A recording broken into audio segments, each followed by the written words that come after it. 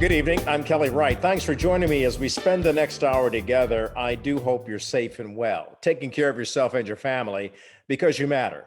My opening observations. I often quote Dr. Martin Luther King Jr. a lot on this program, and with good reason, because his statements echo what's going on today. For example, he once stated this: when we look at modern man, we have to face the fact that modern man suffers from a kind of poverty of the spirit, which stands in glaring contrast to his scientific and technological abundance. We've learned to fly the air like birds. We've learned to swim the seas like fish. And yet, we have yet to learn to walk the earth as brothers and sisters. Certainly, that's what's happening in our country and in our world right now in the midst of this pandemic. And of course, as I've often stated, in the midst of the racial and political divisions that we find ourselves faced with. We've yet to learn to live together as brothers and sisters. And if we're not careful, we will perish together as fools. Those are my opening observations.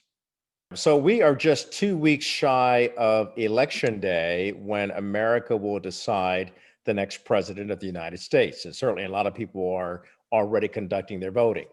Now, with regards to what Black Americans are most concerned about, it would seem that they are concerned about racism, police reform, and how the president has handled the coronavirus pandemic. But there's also another issue that we should be concerned about as well, and that's foreign policy and our national security. Joining me now is a national security expert and foreign policy expert as well, Joanna LeBlanc, and she joins me to talk about this very important subject matter. Joanna, good to have you on the program again. And one of the things that comes to mind right now in terms of national security and foreign policy, for that matter, is interference from outside governments interfering with our election, namely Russia. To what do you know, and to what extent has Russia been able to interfere in this particular election, even with regard to dealing with Black Lives Matter and Black concerns? First and foremost, I want to say thank you so much, Kelly, for having me on again. But as it relates to your question, during the last vice presidential debate, Senator Kamala Harris said something that was so profound, and she simplified foreign policy for us. And she said, it's all about relationships, right? And she's absolutely correct. And I think a lot of times we make it a lot more complicated than it needs to be. It's doing the things that as a country you say you will do for your allies, and standing by your allies in the time of their greatest needs. So countries are just like people. It's just like having a relationship. And there are countries that benefit more from a Democratic president versus a Republican president. And obviously Russia being one of them. Although we have laws that prohibit foreign interference in our elections.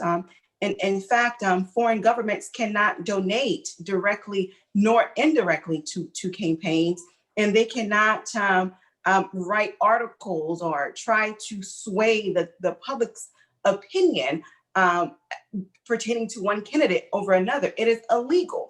But when countries have so much vested interest and so much at stake, we saw under the Obama administration, Russia was slapped with sanctions.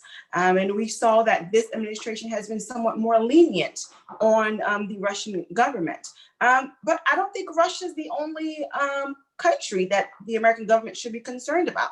You have Iran, right? The president, under the leadership of folks at the Pentagon and the Secretary of State, the United States killed one of their most precious generals and leader of the army, Salami. He died. So, and obviously there have also been sanctions which have destabilized Iran, and its currency is at no value, and folks are fleeing left and right. So you also have China. There's a war between there's a trade war rather between China and the United States. And interestingly, earlier this year during the Black Lives Matter movement, One senior official from the Trump administration alluded that you had the government of Zimbabwe who is pushing these protests. So I thought it was really interesting.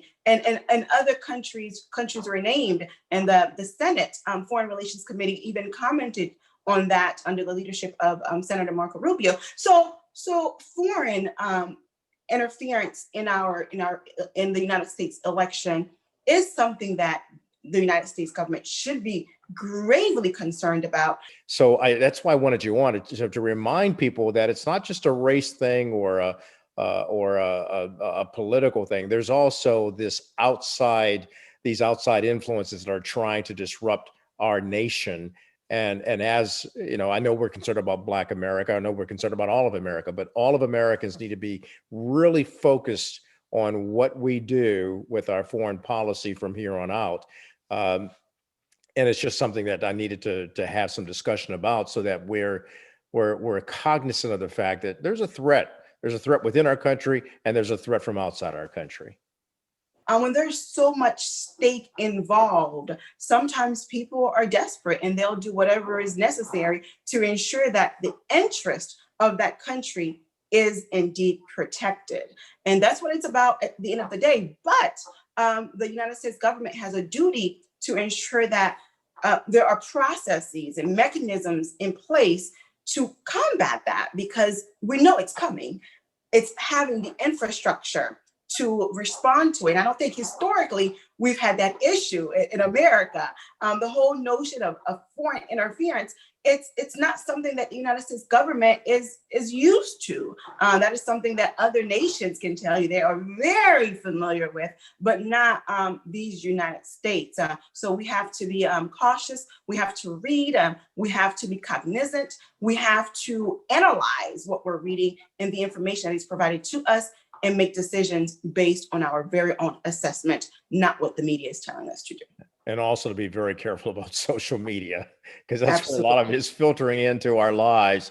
I really appreciate you coming on, Joanna LeBlanc, and bringing in some insight about our national security, because our national security is at stake all the time. There are enemies out there, foreign and domestic, that are not really playing fair, and they really don't like the fact that America is still a country to be reckoned with, despite the terrible thing we're going through with this pandemic. We have to look at this as a national security threat. We see how senior officials at the Pentagon, who are responsible for making key decisions about when should we go to war, when to invade a certain country or entity, all those critical decisions to protect Americans in the United States and also others all over the world, but those folks, had to be quarantined. We have to think about how, those who may not be your ally, those who may, because you do have, and the United States does have enemies, how those enemies can take that weakness and prey on it and use it as an opportunity to create more instability. Joanna LeBlanc, national security expert, attorney, working here in the nation's capital on national security and foreign policy. I appreciate you so much. Thank you. Thank you so much, Kelly, for having me on. We'll be back with more after this.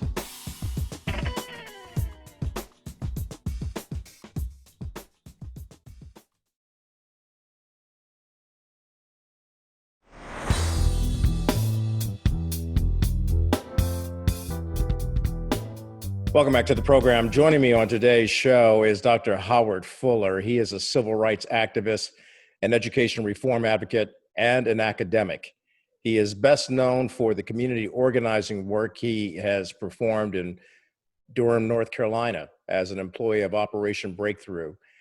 He's the co-founder of the Malcolm X Liberation University. He's done so much. There are a couple of schools in Milwaukee named after him, the Collegiate Academy. Dr. Fuller, thank you for being on the program. You have done some amazing work in your life. And what do you attribute your transformative life to? My mother and my grandmother. First of all, Kelly, thanks for having me on. And I, been looking forward to this conversation between the two of us. But I I attribute everything that I've done to my mother and my grandmother. I mean, they were the people who made the sacrifices that we all know about so that their offspring could have a better life than what they had. And so, you know, I got nothing but love for those two women and everything that they did to get me to this point in my life. That's amazing. I remember you telling me a story about what it was like growing up in Milwaukee and what you saw on the streets and how you were able to go a different way, but yet you were challenged. Tell me about that.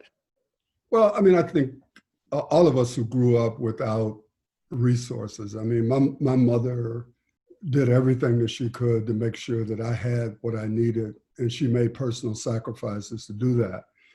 But, you know, growing up in the so-called inner city, which is just a euphemism for Black neighborhoods, you know, there were certain things that I had to deal with, but because of my mother, some of the things that some of my friends ultimately had to deal with, my mother protected me from. And my mother insisted that I go a certain direction.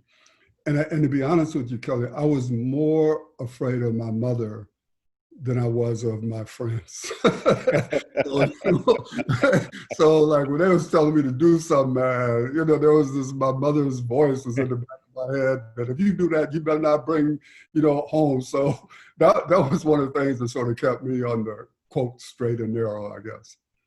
To that, I can attest and acknowledge, my friend. I was the same way with my mother.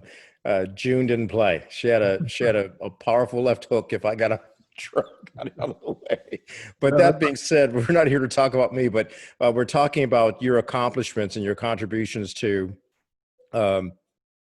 many Black Americans, and it should not go unnoticed what you've been able to do, moving on to become the first Black school superintendent in Milwaukee, and then going on to continue to help people understand the power of education, even going so far as to create Bayo. Tell me about that, please. Yeah, a couple of things I do. First of all, there's one school in the city named after me, and that's the Dr. Howard Fuller Collegiate Academy, of which I'm really proud. The second thing is I'm the third Black superintendent. Bob Peterkin was really the first full-time Black superintendent. My mistake. Oh, no problem. I just always want to make sure these brothers and sisters get their credit. You know what I mean? You know how that goes. Absolutely. Yeah. So, you know, I mean, that was a tremendous experience. You know, to be able to be the superintendent of Milwaukee Public Schools. I learned a tremendous amount from that. But prior to being the superintendent, I was the head of the Department of Human Services for Milwaukee County. And that's the job, Kelly, that put me in touch with the level of child abuse and neglect that was going on in our community. It put me in touch with the lack of services that our community had. And at one point in time, I did a study that showed that 2/3 of Black people in the city of Milwaukee were on some form of transfer payment. So back at that time, that meant you were either getting welfare, you were getting unemployment compensation, disability, so that only 1/3 of the Black people in the city of Milwaukee were earning their living, so to speak, by virtue of working, as opposed to being on some form of transfer payment. And the reason why that's so critical is that a study just came out a few weeks ago that looked at 30 indicators of well-being. And of the 50 metropolitan areas in the United States of America, Milwaukee is number 50 when it comes to Black people. And so we're in a city, man, where when people start talking about Black Lives Matter and all of that, in reality, Black lives don't matter. Because when you look at all of these indicators, it's just a city that is in crisis when it comes to Black people. And so whatever it was I was doing as superintendent, head of the department, or when I was dean of general education, MATC, or work for whatever it was I did, it wasn't enough.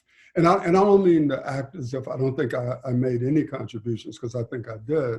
But I think that any of us who are living at this moment in history know that the realities of our people are so devastating in so many ways that we just can't sit back and talk about, well, I did this and I did that, because whatever it wasn't enough, and it ain't enough today. And that's really, what I live with every single day. I'm talking to Dr. Howard Fuller. We'll be back with more of my conversation with him after the break.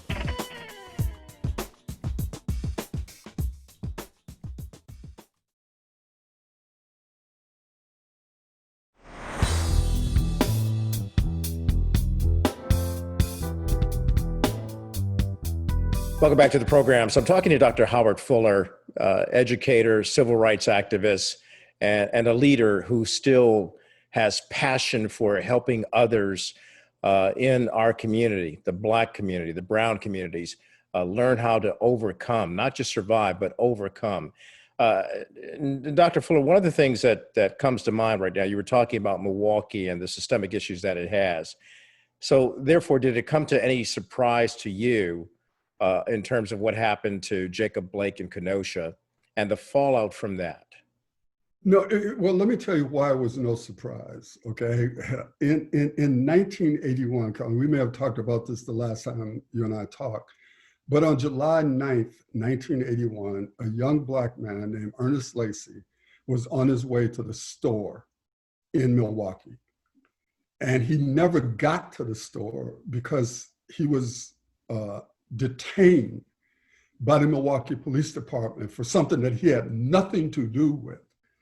Ernest Lacy died because a police officer put his knee on Ernest Lacy's neck in the same way that George Floyd left this earth, because a police officer put his knee on his neck. So you're talking about almost 40 years in between this, right? So when people ask me, why are you surprised? No, I'm not surprised. I'm not surprised that this cop shot Jacob Blake in the back 7 times, because what it has to do with, Kelly, is that so many of these people don't see us as human, that our humanity has never been fully accepted as a part of American society. Because you cannot shoot a man 7 times in the back with a gun and tell me that you respect his humanity.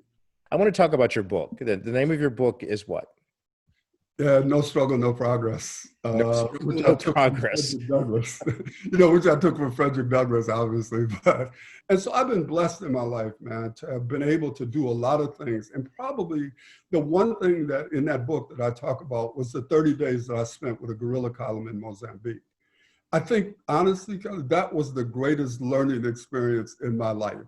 Because you know how you get on college campuses and you debate revolution and blah, blah, blah, but to actually be in a revolution and with people who had taken up arms to liberate themselves, that 30 days that I spent with that guerrilla column, was the greatest learning experience of my entire life when it comes to struggle and being real when you're trying to work for people's liberation. We're coming back with more after this.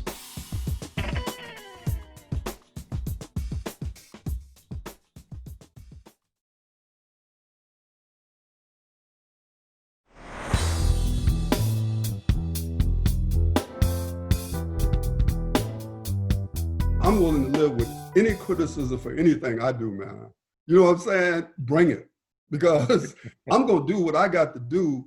And you can say whatever you want, but it ain't going to oh my God, these people said that about me. I don't care, man.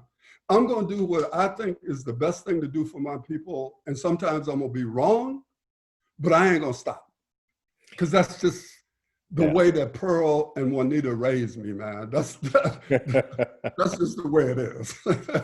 Dr. Howard Fuller, he keeps it real and he keeps it raw, but it's the honest truth as he sees it going throughout life. And certainly you've got the accolades of amassing a great deal of service to Black America and to America. It's not just a Black thing, even though that's front and center, but you've been able to help many Americans as a result of the efforts that you've put forth. Before I let you go, where do we go from here? Because when you and I first met, which was probably 10 years ago, I will never forget it, how it was revealed during one of your conferences in Orlando, Florida, that every 26 seconds, a student drops out of school. And if sadly, most of those students who had been dropping out were students of color. And you were engaged, actively engaged in trying to change that. And you had young people coming in to try to change that as well. Um, this pandemic that's hit us, you talked about pandemic pods.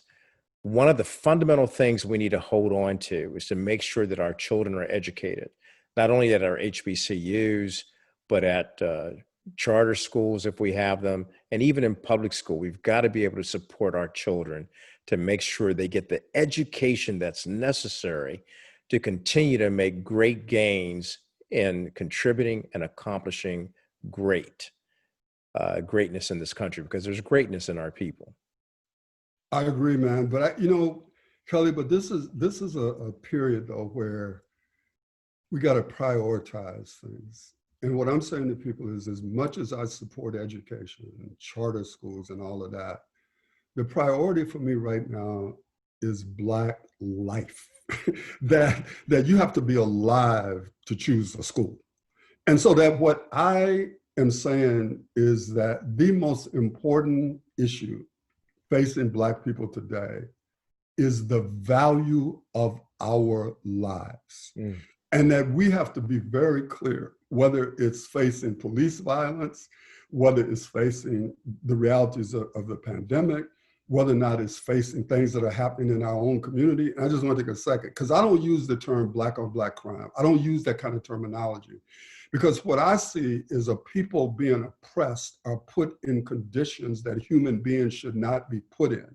And because disproportionately, Black people are in those types of positions, people are acting on a situation that is not humane. And so what happens is we racialize oppression, which is something ought to be talked about another thing, racialize oppression in a way that we should not. So I am fully in agreement with you that taking hold of our children's education is one of the most critical things that we can do at this moment. But the most important thing we have to do for our children is to make sure that they understand that their very lives matter. That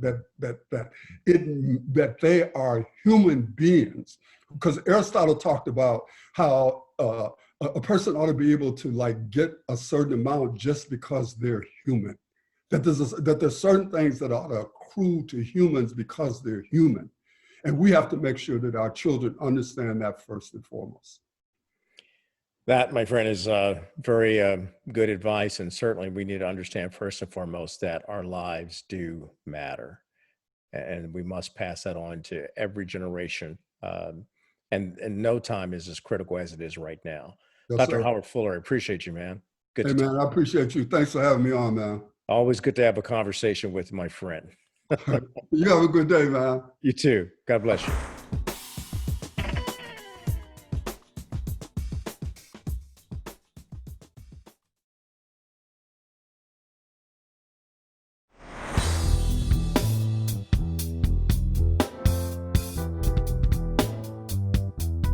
Welcome back to the program. So with all that's going on in the world today, with the coronavirus pandemic, the disruption to our economy, the downturn in our mood and how we're adjusting to all of this, it can really start to weigh on you and get you down. Your nerves are frayed. Well, I want to lift you up. And to do that, we've got some inspiration from one of the best. He's one of the top 5 speakers in the world, Dr. Willie Jolly.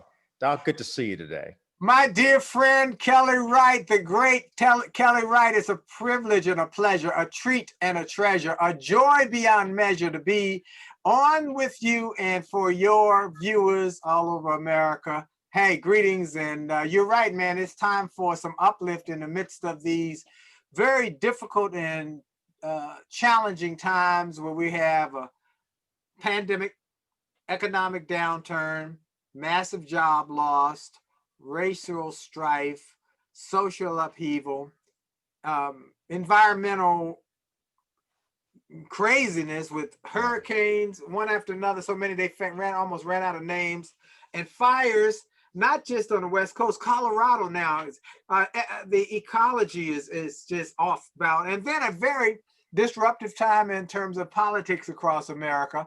People are being hit quicker than they can kind of stabilize themselves. They get up from being knocked down on the cabins one day and then they get hit again the next day. So it's always something. You can't keep up with the news cycle, as you well know. So I think people need some uplift, some encouragement, and some hope. You know, hope is a powerful thing. I love this quote that you all need hope. We all need hope, because hope in the future gives us power in the presence.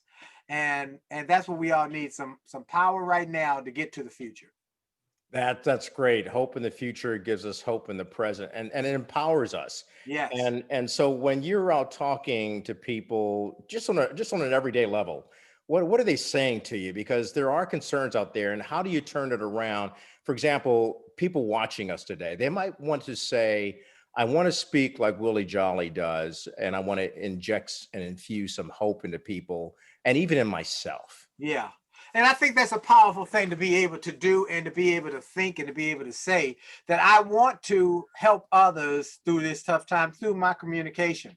And so what I have been telling people, how powerfully important it is to be able to speak good first into yourself, but into your environment and your circumstances. My team and I, Kelly, do something every morning.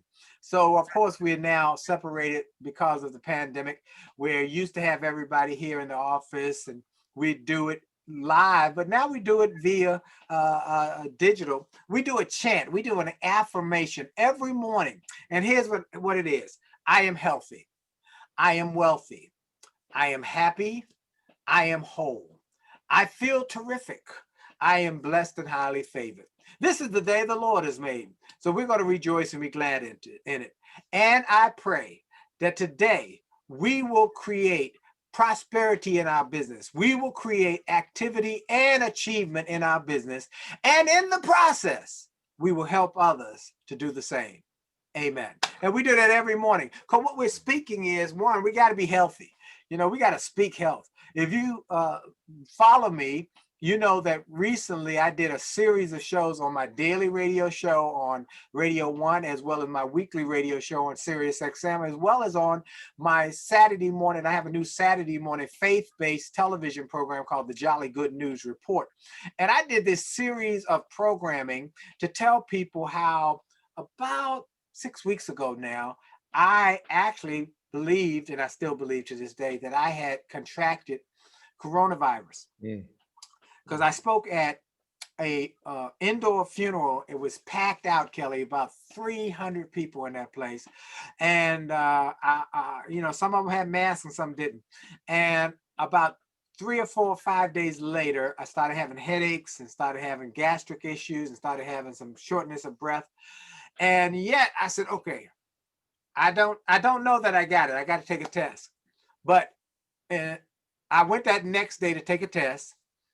But I didn't know how quickly I could get it. It actually took about 10 days to get the results back. But in those 10 days, Kelly, I did something every day. First, I said, I'm healthy. I'm wealthy. I'm happy. I'm whole. I am completely healthy, top of my head to the bottom of my feet. So I realized that you must speak good into your life. You must speak good into your family. You must speak good into your health. You must speak good into your finances. Because once you accept it, once you speak it, you own it. So if you know people who go around saying, how you doing? Well, I'm just making it. How you think things going? Well, if I didn't have bad luck, I wouldn't have no luck at all. You know, some people talk like that. They talk about, how you feeling today? Man, I feel sick. You know, whatever you think and speak, you own it. So I decided I wasn't going to own this. I wasn't going to have this. I was going to speak good health. I was going to speak good success in my life.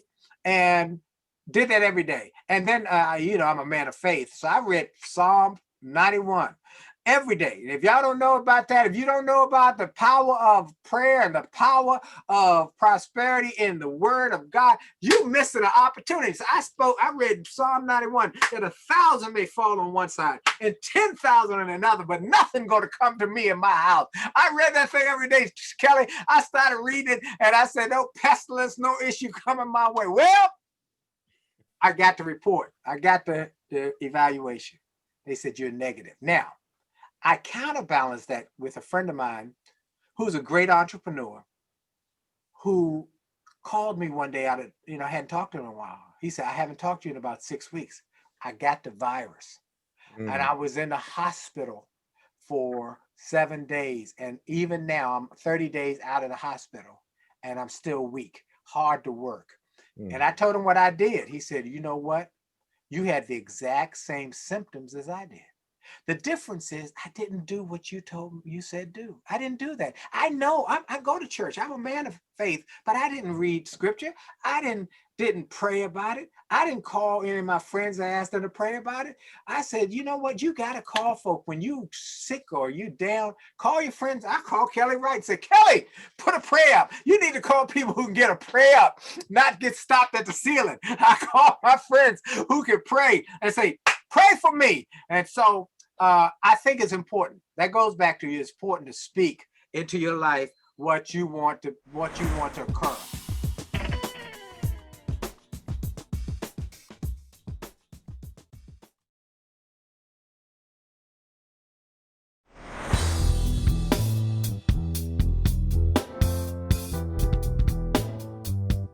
Well, I wanted you on because people are hurting. I wanted you to, just speak some positivity in their lives, some faith and hope and love. And you bring it every time. Well, we've been friends for a long time. Yeah. And you're one of the best journalists on the planet. Everybody knows Thank you for that. that. Okay. Thank you. And one of the best singers on the planet. I mean, I got your stuff right here on my computer of you being on television singing, man. And I said, that guy is just so talented.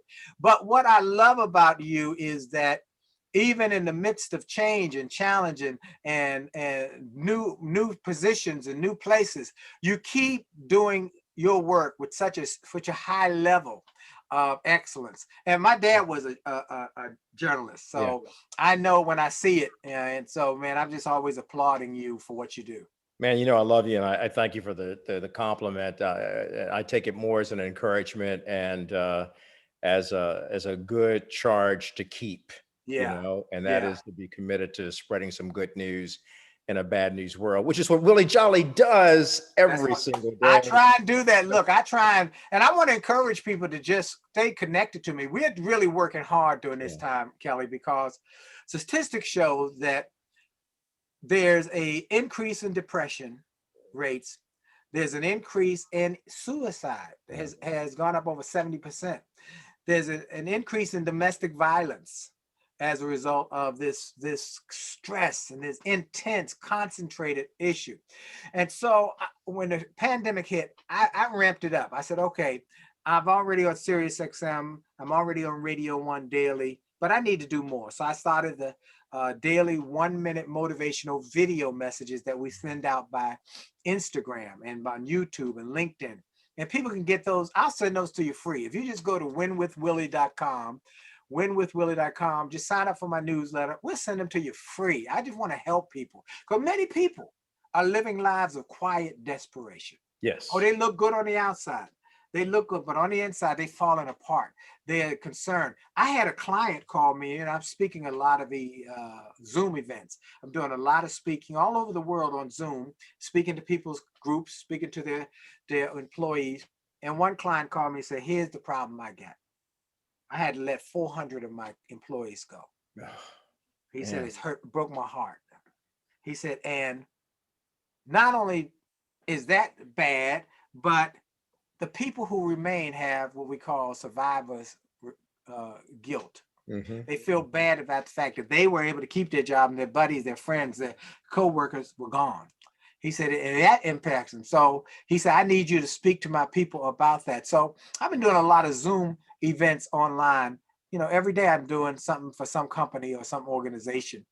And what I've learned is this, that many of them saying that our people, their performance is not the same. They don't have camaraderie. They don't have time to talk to their coworkers. They're not sharing best practices.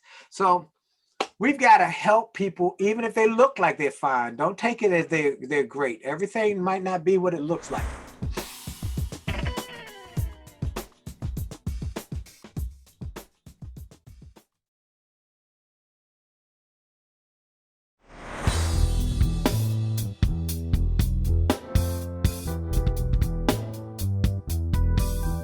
Brother, I love you, man. I appreciate you coming on. And we got to, like you said, we got to keep reaching out to help people. And we do Absolutely. it on this show. We inform, but we also like to inspire.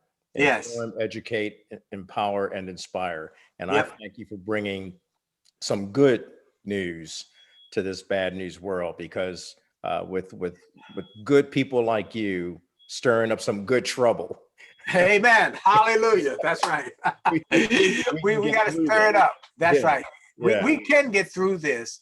And Kelly, I did a music video because we have that in common as well. We both Yes, we speak and do. had a music background called "We'll Get Through This."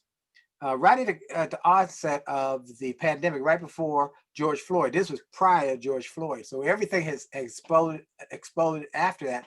But my friend Les Brown said, who is fighting cancer, said, I listen to that song every day. I go to your website, to the Win with Willie website, and I watch it every day before I get out of bed. I put it on my phone. He said it lifts my spirits.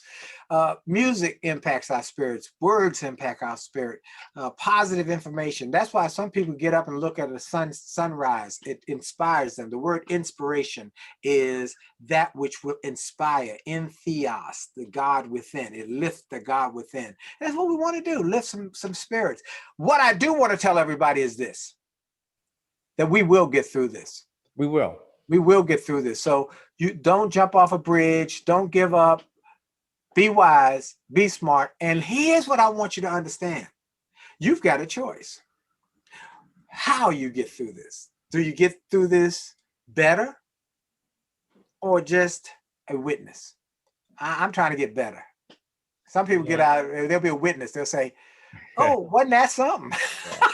I'm with you all the way on that. I'm always telling people on this show, we have to get better, not bitter. That's right. That's right. So this is a time when you can work on some skill sets. I'm working on it. This is a great time to learn some new languages. I'm working. Como está bien? Fantástico. I'm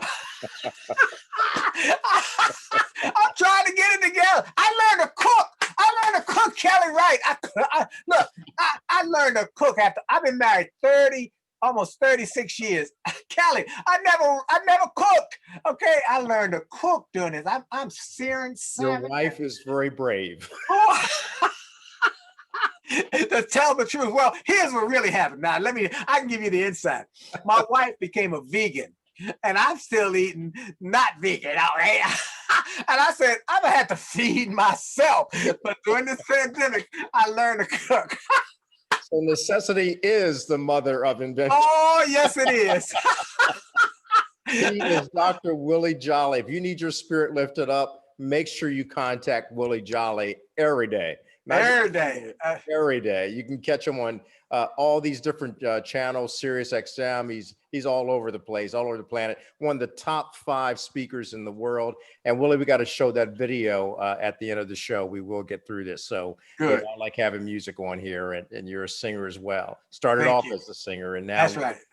I love you, man. Thank you. Love you, man. Best to your family. Stay safe. Stay healthy. Keep doing the great work you're doing. Your messaging is a lifeline to a lot of folks. Just know that. Okay? Thank you for that. Thank you. My pleasure, man. Love you, brother. Love you, man. God bless.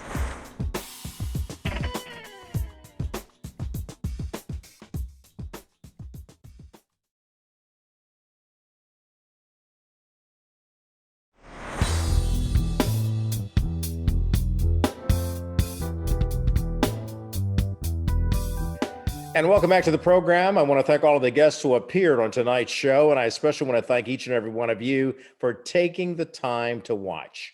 I appreciate each and every one of you. Hopefully, we've ignited, and united to keep spreading love, freedom, and peace.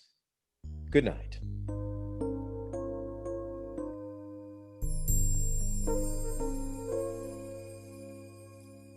Pull the shades down on the sun. Don't wanna see the morning break to another day. All the words I hear you say. Close the door and keep it shut. You say the pain is just too much for you to take. how do you begin to make your way back to some kind of peace of mind? Let me share with you what's been proven through time. We'll get through this. We'll break new ground. Yes. When we're lost within our weakness, hope is waiting to be found. We'll get through this. No matter what it takes, I believe we will, for heaven's sake. We'll get through this.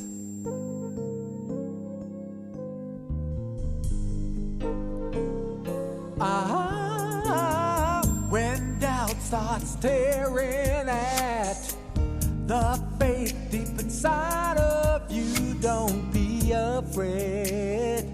Just remember what God said, that nothing formed against you will succeed. As long as in your heart you still believe, we'll get through this. We'll get through this. We'll break new ground. We'll break Yeah. new ground.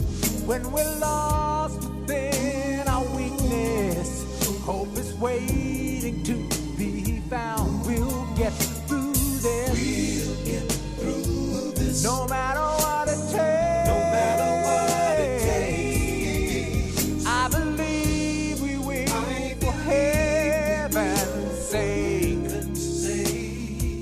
We'll get through this. Nothing formed against you will succeed.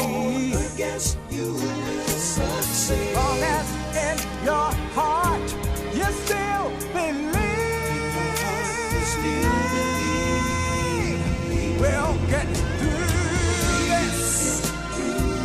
We'll break new ground. Break new ground.